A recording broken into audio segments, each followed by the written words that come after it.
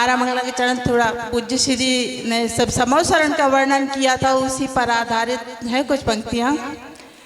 हे तीन भुवन के स्वामी सुनो मेरी करुण कहानी। हे तीन भुवन के स्वामी सुनो मेरी करुण कहानी। जो समव शरण में खिरती वो सुनी नहीं जिनवाणी। हे तीन भुवन के स्वामी जब समव शरण पहुँचा तो देख के मन घबराया। जब समव शरण देखा तो देख के मन चकराया।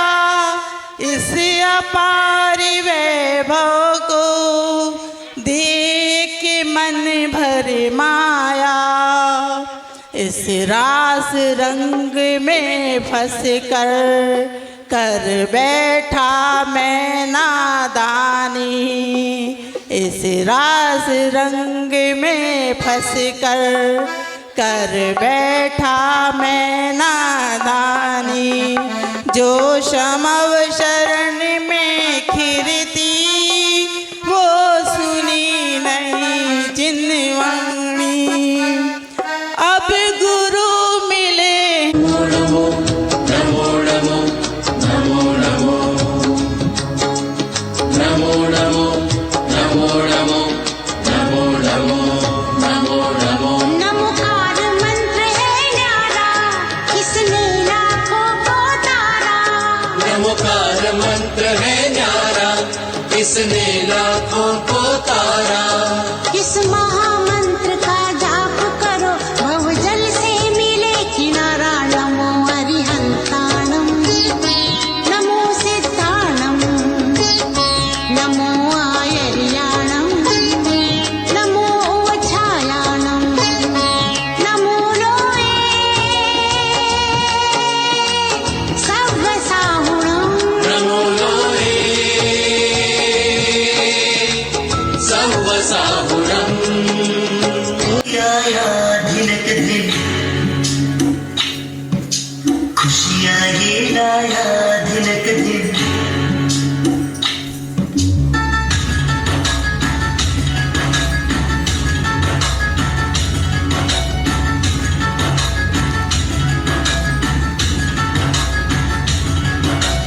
दीक्षा दिवस अवसर आया। दीक्षा दिवस अवसर आया। पूरे जग में खुशियाँ मनाते चले और मंगल गीतों को गाते चले। गुरु भैया के आशीष लेते चले उनके चरणों में शीश नवे। दीक्षा दिवस अवसर आया। दीक्षा दिवस अवसर आया।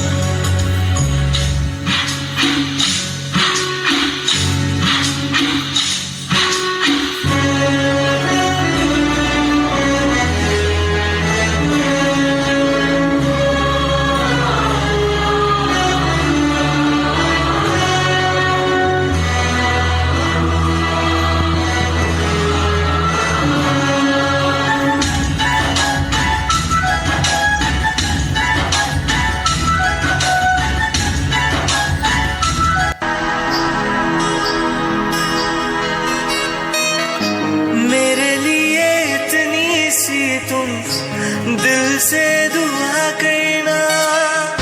जाऊं जब मैं इस दुनिया से प्रभु से ये कहना बनूं मैं जैन दोबारा।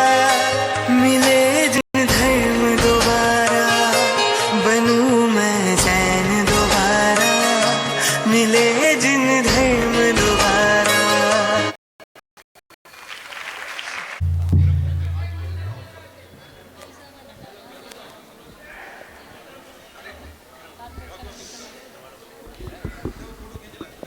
राजेश भैया पाद प्रक्षालन के लिए खोल।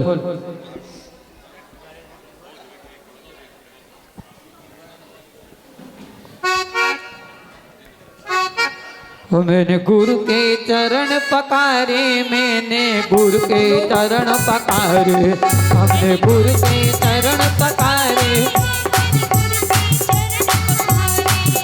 ओ जन्म जन्म के संचित पातक, जन्म जन्म के संचित पातक, तत्क्षण ही निर्वारे हमने, ओ हमने, ओ हमने।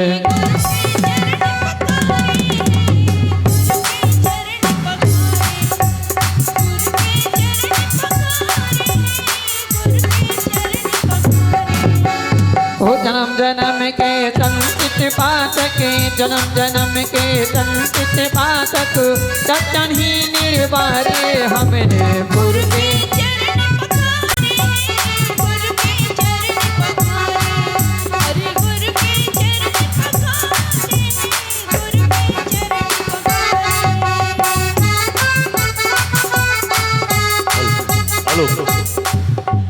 देखिए, बहुत से लोगों ने यहाँ पर छोटे छोटे से कमंडल तैयार किए हैं। उन सभी की भावनाएं हैं, हम भी अपने अपने कमंडलों से गुरुदेव का पाद प्रक्षालन करें। वो लोग भी आ जाएंगे और गुरुदेव का पाद प्रक्षालन करेंगे।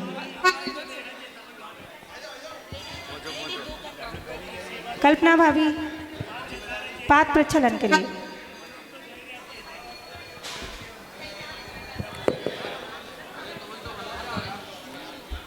जो हमारी मातृशक्ति लाल साड़ी में गुरु चरणों में अपनी समर्पण भावना लेकर आई है, पहुंचे सीधा से।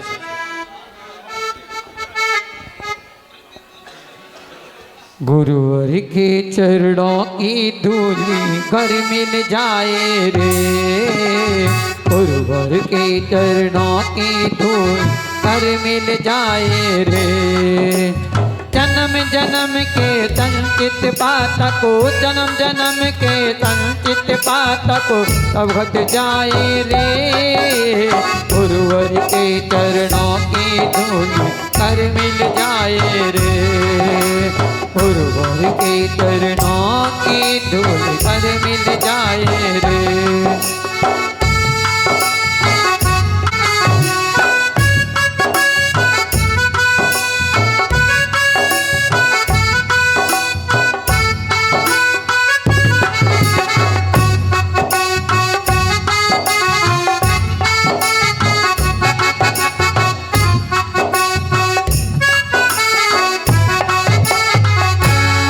दोनों गुड़िया आ जाएं। आरिका विषम श्री माता जी के, आरिका विपुल श्री माता जी के ग्रस्त अवस्था के परिवारीजन यहाँ पर उपस्थित हैं, एक साथ आ जाएं।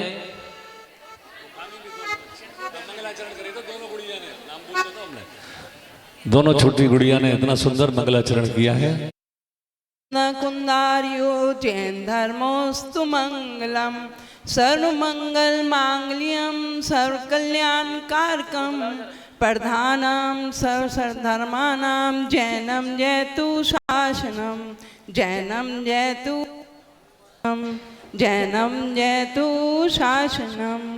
देवाधिदेव 1008 से पार्श्वनाथ भगवान की, देवाधिदेव श्री 1008 श्री महावीर भगवान की जय हो। परम पूज्य गणाचार्य 108 श्री विराग सागर महाराज की जय हो।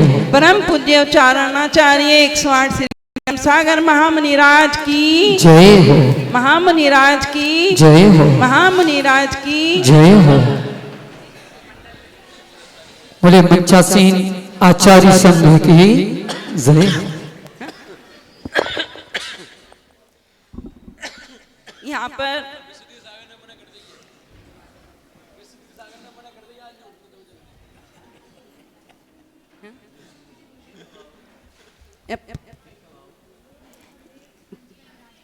पूज्य गुरुदेव आज परम पूज्य आचार्य श्री विनम्र सागर जी महाराज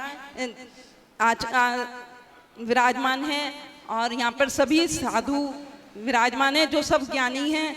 मैं उनके सामने क्या बोल सकती हूँ, मैं हंसी का ही पात्र बनूंगी, इसलिए मैं बस थोड़ा ही बोलूंगी, ज़्यादा नहीं बोलूंगी। थोड़ा ही बोलो, समय का अभाव है। हमें सबको अपना एक गुरु जरूर बनाना चाहिए, क्योंकि गुरु ही हमें संस्कार देते हैं और गुरु ही हमें नियम संयम देकर हमें इस भवसागर से पार उतारते हैं। गुरु गुरु गुरु के कारण ही हम इस घोर अंधकार से हमें उजाले की तरफ ले जाते हैं। हमें औरों का और किसी का तो पता नहीं, लेकिन मुझे अपना आप पता है कि हमारे जीवन में गुरु का बहुत उपकार रहा। गुरु जब हम गुरु के संग में नए नए आए तो हमें गुरु ने एकदम बहुत वात्सल्य दिया और एक हमें स्थान दिया यहाँ रहने का। तो हमें आचार्य श्री का इतना वात्सल्य मिला कि हम 6-7 दिन के लिए आए थे, लेकिन हमें यहाँ पर रहने के लिए बहुत अच्छा लगा। और सब माता जी ने, सब महाराज जी ने, सब आचार्य श्री ने हमें इतना वात्सल्य दिया कि हमारा मन फिर दोबारा जाने को नहीं किया। हम गुरु की महिमा का क्या वर्णन करें, गुरु का वात्सल्य इतना ज़्यादा है कि हम सब कोई भी आकर यहाँ पे रह सकता है। तो गुरु को जरूर अपने जीवन में गुरु बनाना चाहिए। गुरु ज्ञान के धनी हैं, इन्होंने इतना ज्ञान दिया है सबको कि वे हर एक शिष्य को ये चाहते हैं कि वो मेरे से भी बढ़ के बने, और सबको स्वाध्याय करवाते हैं, सबको अनुशासन में रखते हैं, और वो ध्यान प्रिय हैं, ध्यान लगाते हैं तो वे अपने अनुभव हम सब में बांटते हैं। और अगर किसी को कोई परेशानी हो तो वे अपने जोक सुना करके हम सबको खुश कर देते हैं। कभी क्रोध नहीं करते, शांति से रहते हैं, चर्या के धनी हैं, और कभी वो किसी राजनीति में नहीं पड़ते, कोई उनके किसी परपंचों से दूर रहते हैं। और उन्होंने जीवन है पानी की एक बूंद पे उन्होंने 8,500 के करीब छंद लिख दिए हैं, और एक श्रुत मंथन महाकाव्य एक लिख दिया, प्रस्तुत कर दिया है, जो कि बहुत फेमस हुआ है और आगे होएगा, उससे बहुत प्रभावना बढ़ी है। ऐसे गुरु को पाकर हम तो बहुत धन्य हो गए हैं, उनका बहुत उपकार है। सब हम आहार करने जाते हैं तो हमारे से पूछते हैं कि क्या हुआ था, ऐसा क्या वैराग हुआ था, किस कारण से आप लोग ने घर छोड़ा। तो मैं आज बताना चाहती हूँ कि हमारे जीवन में एक ऐसी घटना घटी कि जिसके कारण हमें वैराग हुआ। हम एक सोनागिर में हमें आचार्य श्री मिले थे पहली बार, तो उसके बाद फिर हमें जाना हुआ वहाँ पर सोनागिर में। तो हम संग में रह रहे थे, तो एक बार बच्चे हमें लेने गए कि घर पे चलो गाजियाबाद। तो हमें बच्चे ले जा रहे थे, तो उनका एक छोटा बेटा बहुत उसको लूज मोशन लग रहे थे। तो रास्ते में हम दिल्ली के पास एक्सप्रेस हाईवे पे गाड़ी चल रही थी, तो उस बच्चा कहने लगा मेरे को लूज मोशन आ रहे हैं। तो वो उतर के लड़का उसको लूज मोशन कराने चला गया। तो गाड़ी को एक साइड में खड़ा कर दिया। तो गाड़ी के पीछे हम बैठे थे, हम जाप कर रहे थे, तो पीछे से आके एकदम ऐसे तेज धक्का लगा सिर में कि जैसे किसी ने कुछ बहुत तेज मार दिया हो, हथौड़ा सा मार दिया हो। तो हम एकदम घबरा गए, गाड़ी चलने लगी, ब्रेक लगी हुई थी गाड़ी, वो चलने लगी। फिर हम घबरा गए सब। तो थोड़ी देर बाद जाके वो रुक गई, 2-1 मिनट चल के रुक गई वो गाड़ी। तो फिर हम रुके, एकदम पुलिस आ गई, बहुत सारी पुलिस आ गई। वो कहने लगी कि तुम कहाँ से आ रहे हो। हम बाहर निकले, हम वाइट ड्रेस में थे, तो हम बाहर निकले तो फिर वो सब कहने लगे कि तुम कहाँ से आए, ये एक्सप्रेस हाईवे है, यहाँ पे तो कोई बसता नहीं है, यहाँ पे तो हर एक कोई भी एक्सीडेंट होता है तो उसका बहुत गंदा एक्सीडेंट होता है, बसता ही नहीं कोई, एक्सप्रेस हाईवे है। तो हमने कहा हम तो सोनागिर से आ रहे हैं, आपने गुरुजी के पास से। तो कहने लगे क्या नाम है उनका। हमने कहा आचार्य विनम सागर जी महाराज। कहने लगे अच्छा। तो फिर कहने लगे बस तुम उन्हीं लोगों के आशीर्वाद से बच पाए हो, अपने गुरु के आशीर्वाद से। मैंने कहा हाँ वो तो है कि हमें 4-5-6 थे, हम किसी को खरोच तक नहीं आई, बिल्कुल भी एक निशान तक भी नहीं पड़ा, किसी को गुम चोट तो लगी, खरोच तक नहीं आई। फिर हमने कहा हाँ हमारे आचार्य जी ने कह रखा है कि जब भी चलो, कहीं भी चलो, कैसे भी चलो, नमोकार मंत्र पढ़ते चलो। तो हम बस नमोकार मंत्र पढ़ते चले आ रहे थे, तो हमारा कुछ नहीं हुआ, गाड़ी बिल्कुल डैमेज हो गई, गाड़ी बिल्कुल ऐसी डैमेज हो गई कि अगर मतलब होना होता एक्सीडेंट उसी में मर जाते। बस हमारा दिमाग एकदम, हमारी रूह कांप गई। हमने कहा अब तो हमें, मन में हमने सोच लिया कि अब हमें जाकर सोनागिर में जाकर हम आचार्य श्री से बात करेंगे और दीक्षा के लिए कहेंगे। तो बस यहीं से हमारे मन में ये आया, अगर हमें कुछ हो जाता तो हमारा क्या होता, हमारे हाथ पैर मतलब उंगली भी कट जाती है। आचार्य श्री का कहना है कि अगर उंगली भी एक कट जाती है तो वो दीक्षा नहीं ले सकता। तो हम मतलब बहुत भाग्यशाली हो गए, आचार्य जी ने हमें आशीर्वाद दे के भेजा था। तो फिर हम बस घर पे रह के फिर हम वापस आए। सोनागिर में आते ही हमने कहा आचार्य श्री से कि हमें दीक्षा लेनी है, आप हमें तो दीक्षा दे दीजिए, हम तो आज बच के आ गए। तो आचार्य श्री ने फिर विकसागर महाराज जी से कहा आप डेट निकालिए। तो विकसागर महाराज जी ने बहुत अच्छी डेट निकाल दी और उसी डेट पर हमारा दीक्षा वो प्रोग्राम हो गया। और आचार्य श्री ने दीक्षा से पहले मैं तो इतना घबरा रही थी कि पता नहीं मैं बिहार कर भी सकूंगी या नहीं, क्योंकि मेरे को आदत थी 1 किलोमीटर भी नहीं चल पाती थी और गाड़ी चाहिए थी या स्कूटी वगैरह, तो मैं चल नहीं पाती थी। तो मेरे को बस यही चिंता थी कि हम कैसे बिहार करेंगे, कैसे मतलब आहार करेंगे, तो अंतराय कैसे करेंगे, कैसे सब कुछ होगा, बस ये मेरे मन में थी परेशानी। लेकिन फिर भी बस माता जी से एक दिन बात करी मैंने, माता जी कहने लगी सब हो जाएगा, आशीर्वाद आचार्य श्री का मिलेगा तो सब हो जाएगा। और जैसे ही आचार्य श्री ने हमें आशीर्वाद दिया, हमें अगले दिन से ही इतना आत्मविश्वास हो गया, या चाहे कुछ भी कह दो, आचार्य श्री का आशीर्वाद है कि हमें कोई भी प्रॉब्लम नहीं आई। 1 साल हो गया, हम एकदम सोनागिर से निकल के सीधे विरागोदय पहुँचे और रास्ते में हमें तो कोई परेशानी नहीं हुई बिल्कुल भी, और सही रहे हम बिल्कुल, स्वास्थ्य बिल्कुल ठीक रहा हमें। तो हम तो ये चाहते हैं कि सबको एक गुरु अपने जीवन में बनाना चाहिए और सबको मतलब ऐसे ही नियम पालन करके अपने आप को आगे बढ़ाना चाहिए। हमें दीक्षा देकर आचार्य श्री ने इतना बड़ा उपकार किया, नहीं तो हम भटकते रहते संसार में। हाँ, बस इसी सब भावनाओं के साथ आचार्य श्री का हमारी यही भावना है कि आचार्य श्री का स्वास्थ्य हमेशा हमेशा हमेशा के लिए ठीक रहे और वो अपना ध्यान लगाए रखें, वो अपना चिंतन करते रहें और हम सबको सुनाते रहें अपने चिंतन। और इन्हीं सब के आशीर्वाद, इन्हीं सब भावनाओं के साथ मेरी अंतिम इच्छा है कि हमारा समाधि मरण इन सब गुरुओं के और माता जी के सानिध्य में होए और हम अपना कुछ कर सकें। इसलिए और इन सब भावनाओं के बाद सिद्ध भक्ति, श्रुत भक्ति और आचार्य भक्ति के साथ नमोस्तु आचार्य श्री, नमोस्तु आचार्य श्री, नमोस्तु आचार्य श्री। माता जी ने आचार्य विनम सागर महाराज अपनी की जय।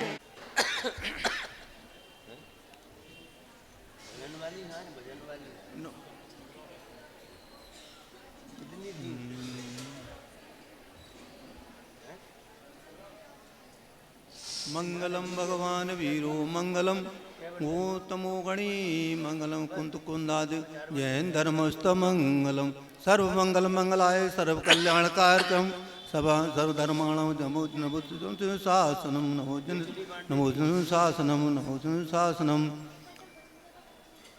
चिंतामणि पार्श्वनाथ भगवान की जय।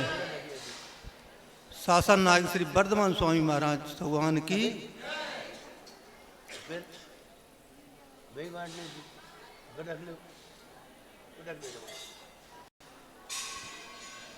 आचार्य विमल सागरी गुरुदेव की।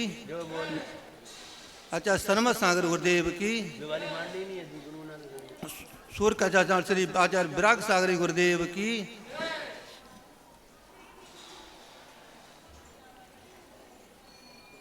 शिक्षा गुरु आचार्य श्री अध्यात्म योगी श्री महावीर के लघुनंदन श्री आचार्य विशुद्ध सागरी गुरुदेव की। दीक्षा गुरु श्री आचार्य जो आचार्य श्री ने उपकार किया है वो मैं भूल नहीं सकता। पहले से में हमारी कोई परिचय नहीं थी आचार्य श्री से, बहुत कम परिचय थे। जो गृहस्थी जीवन के हमारे साल है, जो आजकल आज की तारीख में बानपुर में जो विराजमान है विनत सागर, जो हमारे गृहस्थी जीवन के साल है, उनने पहचान कराई। उन्हीं की बदौलत आज गुरु श्री गुरु चरणों में आज हम बैठे हुए हैं, उनकी देन है। वैसे एक साधारण इंसान था मैं, एक किसान का बेटा था मैं, जो किसान का बेटा था, कोई हमारा धंधा परिवार कुछ जैन सिद्धांत कुछ भी नहीं जानता था। लेकिन हमारी माता जी थी वो बहुत ज्ञान में लीन थी, और पिताजी भी कम लीन थे, पिताजी बहुत कम जानते थे ज्ञान में, लेकिन माता जी सुबह शाम मंदिर, वो बहुत ज्ञान था उनको। लेकिन वे भी पढ़ी लिखी नहीं थी बिल्कुल भी, और लेकिन किताब स्वाध्याय सब करती थी वो। उनकी बदौलत, उनकी शिक्षा, और फिर चलते चलते ऐसा कोई योग मिलते गए तो आचार्य विशु सागर से जुड़ गए। लेकिन वहाँ दीक्षा लेने में हमें क्या लगा कि जिनका चलता फिरता बिहार है, कम 100 किलोमीटर तो चलना ही चलना है, 50 किलोमीटर चलना ही चलना है, तो उनके पास कैसे रह पाएंगे। तो मैंने सोची, फिर हम विनय सागर जी से कहा, जो विनय सागर जो गृहस्थी जीवन के साल है, विनय की जीजा जी हमारे पास आ जाओ, तुम हमारे यहाँ दीक्षा लेना। उनका इतना प्रेम था कि वो मुनि हम गृहस्थ, वे फिर भी जीजा जी कहते थे हमसे। तो उनने कहा कि आप यहीं पर दीक्षा ले लो। तो मैंने कहा हमें ऐसा गुरु चाहिए जो दाग न हो किसी के, किसी प्रकार का दाग, कि आजकल ये आचार्य बहुत दागी हो गए, वो हमें पसंद नहीं है। कहीं मंदिर बनवा रहे हैं, कहीं कुछ करा रहे हैं, कहीं कुछ करा रहे हैं। तो एक दो ही आचार्य मैंने सुने, एक उनने कहा कि ये आचार्य हमारे बहुत अच्छे हैं, आचार्य ब्रह्म सागरी, इनमें कोई दाग नहीं है। मैंने कि मंदिर इन्हें कहीं बनवाए कि नहीं बनवाए, तो मैंने कि चलो इनके ही साथ ले लेंगे दीक्षा। तो उनने कह दिया, आचार्य से निवेदन किया मैंने, तो आचार्य श्री ने हाँ भी कर ली।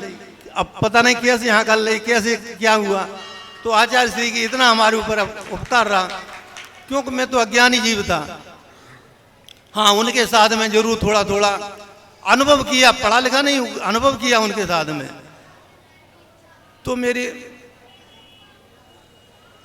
तो आज मैं उनकी बदौलत यहाँ पर बैठा हूँ। जब अब लोग पूछते हैं, एक ये इनका नाम जानता हूँ, कल्याण मल जी पूछते थे, कल्याण चंद क्या नाम है इनका, ये पूछते थे कि हमें कि आपको बैराग कैसा पैदा हुआ। बैराग पैदा ऐसे हुआ कि बेटा जब पिता बन जाए तो पिता को घर छोड़ देना चाहिए, कारण के घर में दो पिता नहीं रहते। हमारी परंपरा में, हमारे जैन सिद्धांत परंपरा में, जैन सिद्धांत में जितने भी तीर्थंकर हुए हैं, वो अपने पुत्र को राजपाट दे करके घर छोड़ दिया, अपनी तपस्या की है, अपनी आत्मा का कल्याण किया है। आप बैठे बैठे क्या कर रहे हो, मुड़ी तो लल रही है तुम्हारी, लेकिन कर कुछ भी नहीं रहे। करना सीखो, हमसे शिक्षा ले लो, ज्यादा न बने हमसे, हमें देख लो। हमारे भी दो बेटे, दोनों की शादी करती। मेरा नियम था कि बच्ची की शादी करके और मैं दीक्षा ले लूंगा, और वो ही मैंने किया, करके दिखाया। आप भी देख लो, मरना तो है, हमें भी मरना है, आपको मरना, सबको मरना है। सब अनित्य है, नित्य कोई नहीं है इसमें। जो वस्तु दिख रही है सब अनित्य है, कोई भी नित्य नहीं है इस संसार में। ये शरीर भी अपना नहीं है, और इसको आप पकड़े बैठे हो। मैंने उपवास क्यों किए? क्यों मैंने पाप बहुत किए, इसलिए मुझे कठिन तपस्या करना है। मैंने पाप इतने किए, हद से ज्यादा पाप किए, मेरे जैसा कोई छात्र नहीं था इतना, इसलिए मुझे इतने घोर तपस्या करना है। अभी तो मैंने जो 44-45 किए हैं, आपके ललितपुर में आकर के 3 महीने में 45 उपवास किए, और 12-13 अंतराई कर लिए। अब मुझे को करना है 556 उपवास, आगे चल के देखेंगे। तो जैसे कड़े अपने पाप किए, तो कड़ी अपने तपस्या भी करना चाहिए, हर जीवी को करना चाहिए। और उपास तो हर जीवी को करना चाहिए, क्योंकि उपास करने से आत्मा निर्मल होती है, परिणामों की विशुद्धि होती है। उपास कोई बड़ी बात नहीं है। आप निर्णय कर लो, सच्चा श्रद्धा कर लो पंच परमेश्वर परमात्मा पर, आपका उपास हो जाएगा, कोई दिक्कत नहीं आएगी कहीं से कहीं तक। ऐसा मेरा दृढ़ विश्वास है, और मैं तो विश्वास है, मैं तो पाशनाथ भगवान की कृपा है हमारे ऊपर, वो आचार्य विमल सागर की कृपा है, जो निमित्त ज्ञानी थे। आज मैं इतनी शक्ति रखता हूँ कि बता सकता हूँ ये आदमी कैसा है, अगले जन्म में कैसा था, ये निमित्त से बता सकता हूँ, लेकिन बताता नहीं हूँ।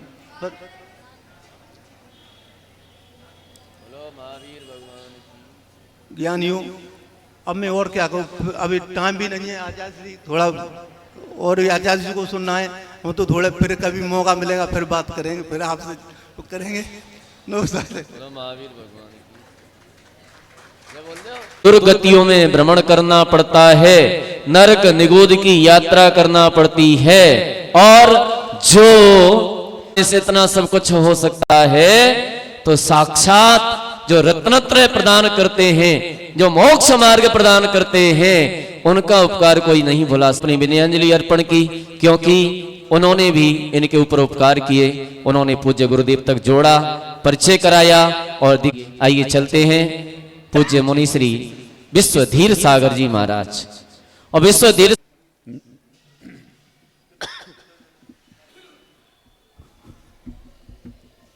नमोस्तु आचार्य जी।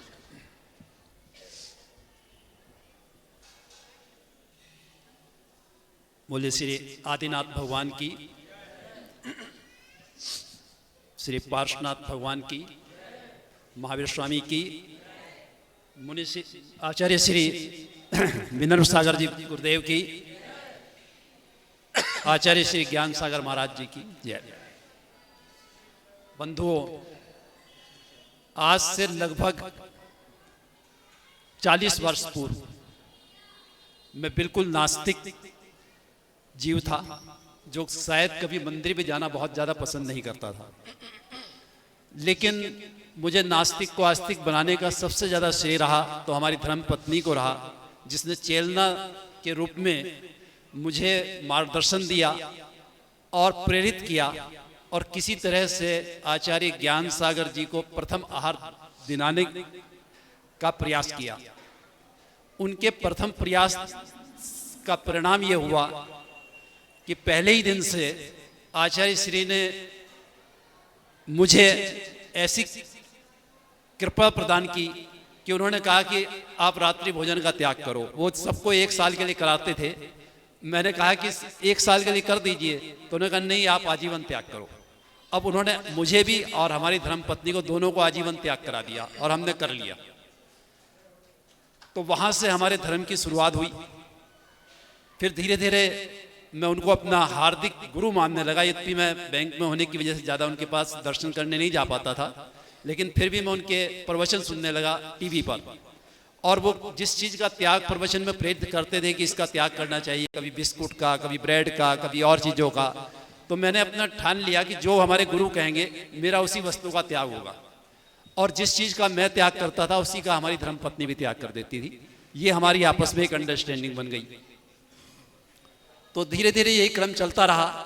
तो एक प्रकार से हमारी जो नींव रखी वो आचार्य ज्ञान सागर जी ने रखी।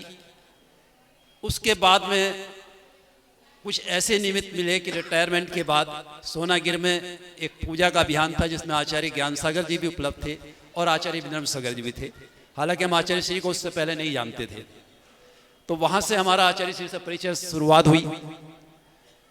जब परिचय हुआ तो मैं इनके पास बीच में दिन में पढ़ने के लिए चला जाता था। तो इनको पढ़ाने का स्टाइल मुझे बहुत अच्छा लगा। उसी से प्रेरणा लेकर मेरा भाव बना कि मैं इनके पास कुछ दिन के लिए जरूर आऊँगा। और इनके पास हम 15 दिन की अनुमति लेकर रहने के लिए आए। लेकिन इनका स्नेह इतना रहा कि प्रथम दिन ही इन्होंने संघ में सब दीदियों से, सब भाई भैयाओं से कहा कि ये तुम्हारे मम्मी पापा की उम्र के हैं, इसलिए आप इनको मम्मी पापा कहा करें। अब धीरे धीरे पहले दीदियों ने कहना शुरू करा, उसके बाद में देखा देखी एक प्रैक्टिस बन गई। सारे मुनि महाराज भी, एक आध जो सीनियर महाराज थे उनको छोड़ के बाकी सब महाराज ने, सब माता जी ने भी मम्मी पापा कहना शुरू कर दिया। इससे हमें लगा कि यहाँ बहुत प्रेम मिल रहा हमें। और इस भावना को लेते हुए जहाँ 15 दिन के लिए आए थे वो 4 साल हमारे कट गए। और 1 साल बाद भावना बनी कि 2 प्रतिमाएं ले लें। फिर 1 साल बाद हमने प्रतिमाओं को बदल के 7-7 प्रतिमाएं ले ली और 4 साल हमारे इस तरह कट गए। उसके बाद में जैसा अभी विभव्य श्री माता जी ने आपको बताया था कि हमारे साथ घटना हुई थी, उस घटना के बाद हमें प्रेरणा मिली कि हम भी अपने को सुरक्षित करें, हम भी कम से कम एक दीक्षा को ग्रहण कर ही लें। तो हमने आचार्य श्री से निवेदन किया और इन्होंने हमारे निवेदन को स्वीकार करके हमें 11 नवंबर 2022 को मुनि दीक्षा प्रदान कर दी। अब इसके बाद में और इससे पहले भी हमारे संघ में जितने भी मुनि महाराज हैं, एक हमारे लघु भैया को छोड़ के बाकी सब हमारे सीनियर हैं, और सबसे ही हमें बहुत अधिक ज्ञान की प्राप्ति हुई, बहुत अधिक प्रेम की प्राप्ति हुई, और इतना वात्सल्य मिला कि हम मतलब उसको शब्दों से बयान नहीं कर सकते। और रही बात हमारे छोटे लघु भैया, ये तो हर समय जब भी मौका लगता है हमारे चरणों को ही छूते रहते हैं। मैं कहा भैया हमारी सारी ऊर्जा मत खींचो, आप हमारे में भी कुछ रहने दो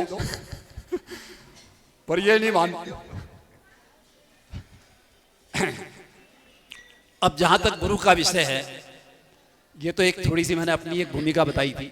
जहां तक गुरु के बारे में तो कहने के लिए इतना है कि अगर आज पूरे जीवन भी मैं बोलता रहूंगा तो शायद गुरु के गुणों का मैं नहीं व्याख्यान कर सकता आपके सामने। लेकिन एक छोटी सी एक कहानी सी समझ लीजिए, वो सुनाकर मैं अपनी बात को खत्म करने का प्रयास करूंगा। आचार्य गुरु द्रोणाचार्य, जो कि कौरव पांडव पुत्रों के गुरु थे, वो जिनके जो शिष्य सबसे योग्य शिष्य थे वो अर्जुन थे धनु विद्या के अंदर। तो जब वो प्रैक्टिस कराया करते थे तो एक वहां पर एक बालक था जो उनको देखा करता था, जिसका नाम था एकलव्य। एकलव्य को प्रेरणा मिली कि मुझे भी धनुष विद्या ग्रहण करनी है। उसने गुरु द्रोणाचार्य से प्रार्थना की कि मुझे भी अपना शिष्य बना लीजिए। लेकिन द्रोणाचार्य निम्न जाति के व्यक्तियों को अपना शिष्य नहीं बनाते थे, तो उन्होंने उसको साफ मना कर दिया कि मैं अपना शिष्य आपको नहीं बना सकता। कोई बात नहीं, वो अपने घर गया, लेकिन उसकी लगन खत्म नहीं हुई। उसने एक मिट्टी का पुतला बनाया, गुरु द्रोणाचार्य का उसको नाम दिया, और उसके सामने अपनी विद्या प्राप्त की। और इतनी विद्या प्राप्त की कि एक दिन घटना ऐसी हुई कि जब वो अर्जुन को शिक्षा दे रहे थे तो वहां पर एक श्वान आया जो कि उसने आवाज की, तो उसने शब्द भेदी बाण के द्वारा एकलव्य ने उसके मुख को बीन दिया। और ये स्थिति जब अर्जुन ने देखी तो अर्जुन ने अपने गुरु से कहा कि गुरुदेव, आप तो मुझे कहते थे कि इस धरती पर मैं आपका सबसे श्रेष्ठ शिष्य हूं, लेकिन ये तो मुझसे ज्यादा ज्ञानी है। तो अब उन्हें भी आश्चर्य हुआ। उन्होंने उस बच्चे से पूछा कि तुम्हारे गुरु कौन हैं? उसने कहा मेरे गुरु द्रोणाचार्य हैं। उसने कहा क्या तुम उन्हें जानते हो? मैंने कहा जानता हूं। उसने कहा कि तुम्हें शिक्षा कब देते हैं? उसने कहा मैं चाहे जब उससे शिक्षा ले लेता हूं। उसने कहा कहाँ है तुम्हारे गुरु? उसने चलो मेरी कुटिया पर। वो कुटिया पर ले गया और उसने वो मूर्ति दिखाई, जो मिट्टी की मूर्ति बनाई थी, कि देखो ये मेरे गुरु हैं और इनसे मैंने शिक्षा ग्रहण की है। तो कहने का तात्पर्य यह है, अब उसके बाद में गुरु द्रोणाचार्य को थोड़ा सा अपने शिष्य से लगाव भी था, और उनकी प्रेस्टीज इशू का सवाल भी आ गया था कि वरना तो मेरा ये कहना गलत हो जाएगा कि अर्जुन धरती पर सर्वश्रेष्ठ योद्धा है। तो उन्होंने एक राजनीति भी करी कि उन्होंने कहा कि मुझे क्या तुम गुरु दीक्षा दोगे? उसने कहा मैं अपने प्राण भी आपको दे सकता हूं। और उन्होंने उससे अंगूठे का मांग कर ली और उसने अपना अंगूठा काटकर उनको न्यौछावर कर दिया। अब इसका दो अर्थ लगाए जा सकते हैं। एक तरफ तो ये भी कह सकते हैं कि द्रोणाचार्य ने स्वार्थवश ऐसा किया था, वो ठीक है, उन्होंने जैसा भी किया हो, लेकिन वो गुरु भी थे। तो गुरु के रूप में जब हम विचार करते हैं इस बात पर कि गुरु ने कितनी बड़ी उस पर करुणा की है। आज एकलव्य जो कि नीची जाति का एक लड़का था, उसको कौन पूछता? कोई नहीं पूछता उसको। इसी घटना के कारण आज उसका नाम शास्त्रों में लिया जाता है। दूसरी तरफ वो एक नीच जाति का था, अगर उस पर विद्या रहती तो वो जानवरों की हिंसा करता, पाप कमाता और नरकों में जाता। उससे वो बचा लिया। तो गुरु ने भले ही चाहे स्वार्थ से किया क्या हो, लेकिन फिर भी गुरु का नाम होने के कारण गुरु का उसके ऊपर उपकार ही हुआ है।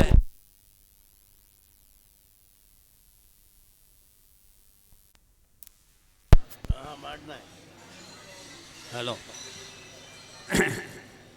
तो इस प्रकार हम देखते हैं कि गुरु चाहे हमें कुछ दें अथवा न दें, उनका आशीर्वाद, यदि उनका हाथ हमारे सिर पर रहता है तो हमें हर जगह सफलता ही सफलता मिलती है। अब हमें अपने गुरु को भी सुनना है, समय का अभाव है, फिर कभी अवसर मिलेगा तो फिर कभी चर्चा करेंगे। अब मैं इतना ही कहकर अपने को विराम करता हूँ। बोलो महावीर स्वामी की। पांतु नो नित्यम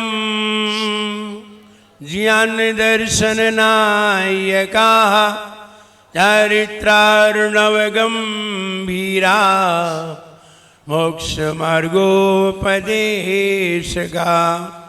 मोक्ष मार्गोपदेशका। बोले 1000 श्री पार्श्वनाथ भगवान की जय। 1000 श्री महावीर भगवान की जय। परम पूजाचार्य गुरुवर श्री विराग सागर जी गुरुदेव की जय। अहिंसामयी जैन धर्म की जय। बोले परम पूज्य उच्चारणाचार्य भगवान गुरुवर श्री विनम्र सागर जी गुरुदेव की। 8 नवंबर 1992 जब आचार्य श्री के चरणों में बहुत सारे लोग दीक्षा लेने के लिए आ रहे थे और आचार्य श्री दीक्षा दे भी रहे थे। उस समय आचार्य श्री की उम्र 28 वर्ष की थी। मुनि अवस्था में थे, दीक्षा दे भी रहे थे। कई लोगों ने ये कहा, विद्वानों ने कहा, मुनिराजों ने भी कहा, आप आचार्य पद ले लीजिए क्योंकि आप दीक्षा तो दे ही रहे हैं और आपसे दीक्षा तो बहुत सारे लोग ले भी रहे हैं। तो आचार्य श्री ने कहा, हम बड़े पद पर रहकर छोटे काम करना अच्छा नहीं समझते, छोटे पद पर रह करके अच्छे काम करना अच्छा समझते हैं। और उन्होंने आचार्य पद लेना स्वीकार नहीं किया। मुझे भी दीक्षा दे दी, मेरी भी दीक्षा हो गई।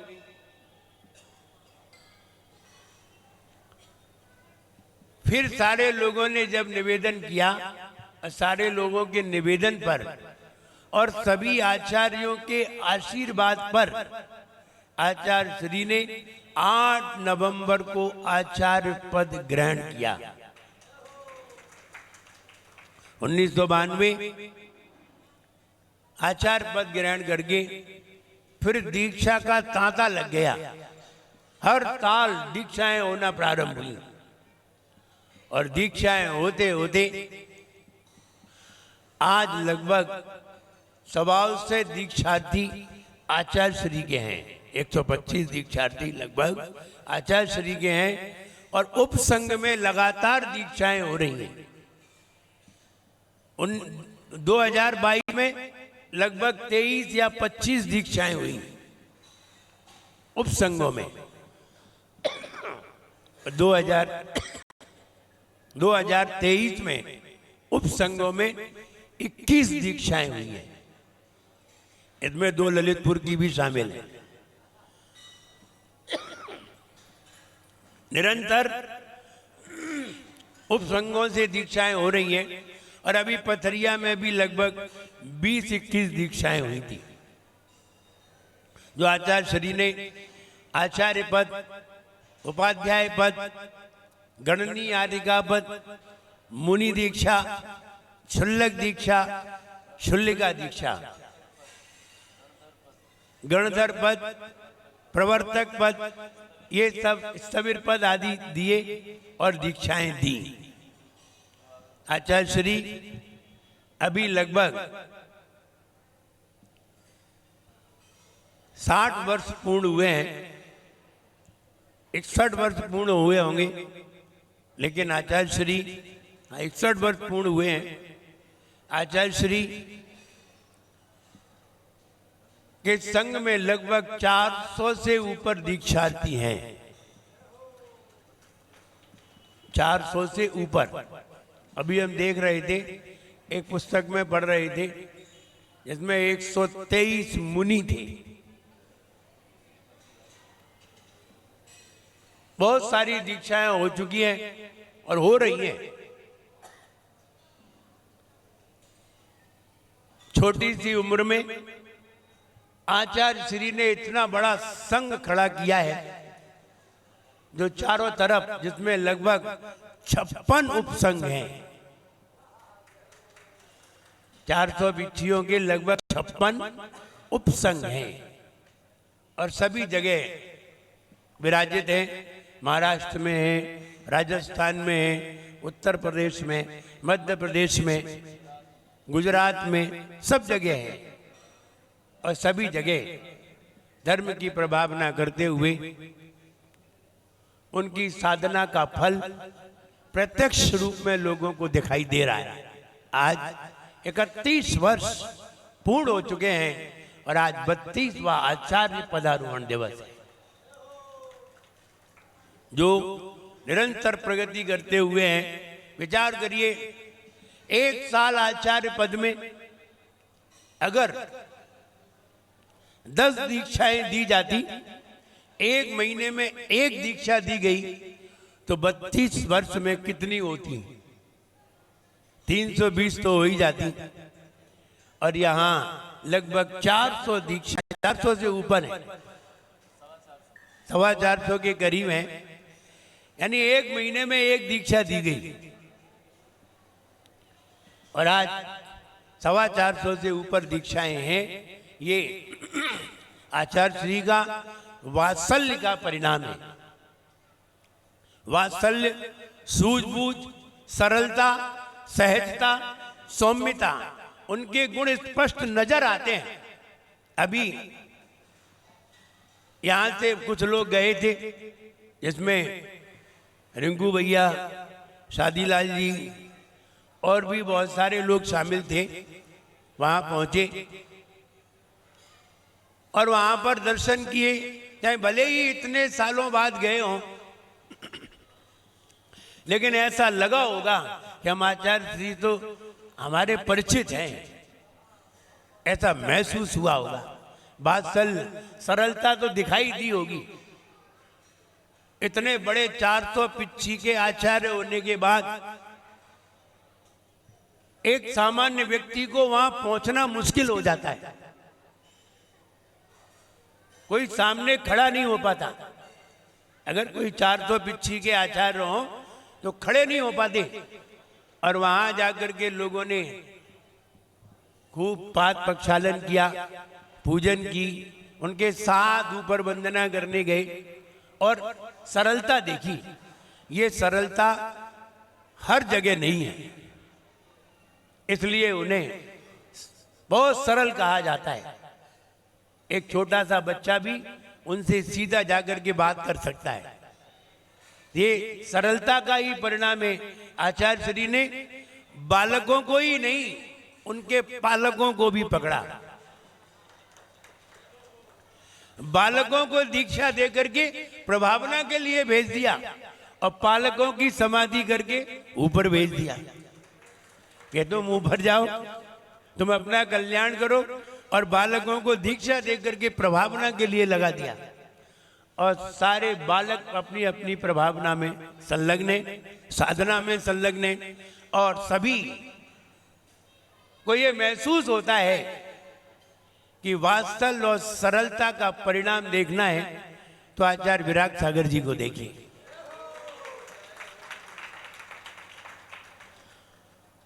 और उनको देख करके ये महसूस करोगे। अगर बुजुर्ग भी उनके पास जाते हैं तो ये महसूस करते हैं हमें इनसे दीक्षा लेनी है। और कोई युवा जाते हैं तो भी मन हो जाता है कि हमें इनसे दीक्षा लेनी है। तो ये सरल परिणाम का ये फल है कि आज इतना बड़ा वट वृक्ष तैयार हुआ है और जिसमें अलग अलग तरह के पुष्प लगे हुए हैं, अलग अलग तरह की खुशबू दिखाई देती है। और यहाँ भी ललितपुर में भी आचार्य श्री का चातुर्मास 1995 में हुआ है। 1995 में आचार्य श्री का यहाँ ऐसा योग हुआ क्षेत्रपाल जी में और अड्डा मंदिर में भी रहे थे। उसके बाद भी आचार्य श्री आए हैं और उसके बाद उपसंघ भी कई बार आ चुके हैं। आचार्य विशुद्ध सागर महाराज, और सबसे पहले तो मेरा ही हुआ था। आचार्य श्री के बाद अगर यहाँ चातुर्मास हुआ था तो सबसे पहले मेरा ही हुआ था। फिर आचार्य विशुद्ध सागर, आचार्य विनिश्चय सागर जी महाराज, आरिका विदुषी श्री माता जी, आरिका विबोध श्री माता जी, और भी हुए होंगे। तो कहने का मतलब यह है कि सभी लोग आचार्य श्री से यहाँ परिचित हैं और उनको उनका दर्शन करके ही एक अलग आनंद होता है। तो उनके चरणों में आज आचार्य पद 32वां आचार्य पद है मेरा। गुरुदेव के चरणों में सिद्ध भक्ति, शुद्ध भक्ति, आचार भक्ति सहित बारंबार उनके चरणों में प्रणाम है। उनकी निरंतर साधना बढ़े और समाधि की साधना बढ़ते हुए एक दिन वो केवल ज्ञान को प्राप्त करके सिद्धत्व को प्राप्त करें, हम ऐसी ही भावना भाते हैं। आज विश्वधीर सागर महाराज, विश्वमित सागर महाराज, विभव श्री माता जी और छिल्लिका माता जी, 4 लोगों का आज दीक्षा दिवस भी है। 1 वर्ष पूर्ण हो गया है, दूसरा दीक्षा दिवस है। कहते हैं दीक्षा दिवस पर हम क्या उनको भेंट कर सकते हैं। पिछली साल भर में एक बार भेंट होती है, कमंडल भी एक बार ही मिल पाता है और शास्त्र भेंट करते हैं उनके दीक्षा दिवस पर। यहां किन्हीं लोगों ने अपनी भावना व्यक्त की, हम उन्हें क्या भेंट कर सकते हैं, तो हम उन्हें कमंडल भेंट कर सकते हैं। और कमंडल भेंट भी इसलिए किया जा रहा है कि उस समय जिस समय इनकी दीक्षा हुई थी उस समय नारियल के सुंदर कमंडल थे नहीं और तत्काल मिलना बहुत मुश्किल पड़ता है। तत्काल हमने तलाशा भी नहीं मिले तो उनको हमने जो कमंडल थे उन्हें दे दिया और उनसे कहा जैसे ही अच्छे कमंडल आएंगे हम आपको अगले साल दीक्षा दिवस पर तत्काल भेंट कराएंगे। हम तो पहले भी दे रहे थे लेकिन उन्होंने कहा दीक्षा दिवस पे ही देना। सबकी इच्छा थी कि दीक्षा दिवस पे ही दिया जाए और किन्हीं के द्वारा, किन्हीं की भावना हुई कि मेरे परिवार के द्वारा महाराज श्री को वह कमंडल भेंट किया जाए। बहुत अच्छी भावना किन्हीं ने व्यक्त की और उनको वो कमंडल भेंट करने का मन बनाया। हमारे विश्वधीर सागर महाराज अच्छे साधक हैं, सरल हैं, जरा सी भी कहीं भी कोई भी आलस नहीं है उन्हें। और भैया वृत्ति में विश्वमित सागर महाराज और विश्वधीर सागर महाराज दोनों तैयार रहते हैं। भैया वृत्ति का नाम ले दो सबसे पहले वही तैयार हो जाते कि मुझे करना है। और जब तक वो भैया वृत्ति नहीं कर लें, शाम को नहीं कर पाते, ऊपर से नहीं आ पाते, जाते समय कर जाते हैं लेकिन शाम को नहीं कर पाते, सवेरे आके कर लेते हैं। बोले कोटा तो पूरा करना है। और मुझे मालूम है भैया वृत्ति का जो परिणाम है वो शास्त्र स्वाध्याय से भी बढ़कर है। जो व्यक्ति प्रतिदिन भैया वृत्ति की भावना रखता है और भैया वृत्ति करता है, समझिए उस व्यक्ति की नियम से समाधि होगी और बहुत अच्छी समाधि होगी। स्वाध्याय का फल है भैया वृत्ति। कितना भी स्वाध्याय करो, अगर भैया वृत्ति तुम्हारे अंदर नहीं है तो आपको स्वाध्याय का फल अभी प्राप्त नहीं हुआ है। और जिसके अंदर भैया वृत्ति का भाव है उसे वो स्वाध्याय नहीं भी कर रहा है तो भी उसे स्वाध्याय के फल की प्राप्ति हो रही है। और स्वाध्याय का भैया वृत्ति का फल है समाधि। हमारे आचार्य विशुद्ध सागर जी महाराज, उनके पिताश्री विश्वजीत सागर जी महाराज, उनकी दीक्षा मेरे ही साथ हुई थी। उनका नियम था कि बिना भैया वृत्ति के हम सोएंगे नहीं। मुझे एक दिन याद आया, उदयपुर से बिहार हुआ, आचार्य श्री 3 मंजिल ऊपर जाकर के छत पर सो रहे थे, लेटे थे। उन्हें आंखों से कम दिखाई देता था, फिर भी एक श्रावक का हाथ पकड़ करके बोले हमें आचार्य श्री के पास ले चलो। 3 मंजिल ऊपर चढ़े। उस समय उनकी उम्र थी लगभग 75 साल। 3 मंजिल ऊपर चढ़े और चढ़ करके आचार्य श्री के चरण थोड़े दबाए तो आचार्य श्री ने ये कहा तुम इतने ऊपर क्यों आए? बोले महाराज भैया वृत्ति करना था। और उन्होंने पैर दबाए और आचार्य श्री ने आशीर्वाद दिया, फिर नीचे आए। हम विशेषता बता रहे हैं, उनकी विशेषता ये निकली कि वो जयपुर में आहार करके आए और आहार करके आए और सामायिक में बैठे और सामायिक में ही समाधि हो गई। ये परिणाम है। जरा सी कहीं संकलेशता नहीं, कोई इंतजार नहीं किया और किसी को भी परेशान नहीं किया कि हम जल्दी अगर समाधि हो जाती 9 बजे तो आहार नहीं होता। आराम से सब लोग आहार करके आए और 1:30 बजे उनकी समाधि। आहार करके आए। आहार करने वाले की समाधि कहाँ हो पाती है? लेकिन उनकी उम्र पूरी हो गई और बिल्कुल शांत परिणाम में उनकी समाधि हो गई। हमें बड़ा आश्चर्य हुआ। बोले आहार करने गए थे आराम से, ऐसा नहीं आहार करने नहीं गए हो और ऐसा भी नहीं कोई अटैक आया हो, ये भी नहीं, आराम से समाधि हुई। तो कहने का मतलब ये एक अच्छे सरल भावों का और सरल परिणामों का एक फल है। तो ये भैया वृत्ति का फल उन्हें साक्षात दिखाई दिया। कहने का मतलब वो भैया वृत्ति का भाव हमारे विश्वधीर सागर महाराज, विश्वमित्र सागर महाराज जब तक थोड़ी भैया वृत्ति नहीं कर ले वो स्तुति ही नहीं करते। ये उनके सरल परिणामों का परिणाम है।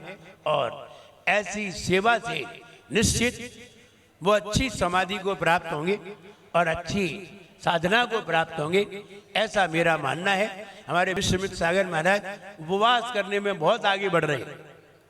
हम कहते भैया कम करो, लेकिन वो मानते ही नहीं। 2 उपवास, 3 उपवास, 1 उपवास, 1 आहार, 1 उपवास अभी तक कर रहे हैं। अभी तक ये 1 उपवास 1 आहार कर ही रहे थे जब से आए थे तब से। और ये साधना उनके जीवन को निश्चित समाधि की ओर ले जाएगी और उनका भविष्य बहुत अच्छा होगा। मेरा उनके लिए भी खूब आशीर्वाद है। और उनको जो कमंडल भेंट करने के लिए आ रहे हैं हमारे कौन, निर्मल चंद जी, बताइए मनोज कुमार जी कहाँ हैं? उनको कमंडल भेंट कर रहे हैं और उनको भी एक कमंडल भेंट होगा। जो उनका है वो उनको दिया जाएगा जो भेंट कर रहे हैं, और वो उन्हें एक नया कमंडल प्रदान करेंगे। मनोज उनका आज दूसरा दीक्षा दिवस है और दूसरा दीक्षा दिवस पर उनको ये प्राप्त हो रहा है। मेरा उनके लिए भी खूब आशीर्वाद है, माता जी के लिए भी आशीर्वाद है। अपनी साधना में निरंतर संलग्न रहें और संगत सभी साधुओं के लिए मेरा खूब आशीर्वाद है। सब लोग खुश रहें। जय बोले परम पूज्याचार्य गुरुवर श्री विराग सागर जी गुरुदेव की। बोले परम पूज्याचार्य गुरुवर श्री विनम्र सागर जी गुरुदेव की। बोलो। कमंडल भेंट करने वाले श्रीमान निर्मल चंद जी, निर्मल कुमार।